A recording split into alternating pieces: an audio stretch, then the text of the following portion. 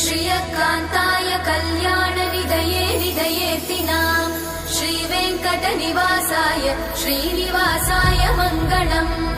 लक्ष्मी सविभ्रमालोकसुभ्रूविभ्रमचक्षुषे चक्षुषे सर्वलोकानां वेङ्कटेशाय मङ्गलम्।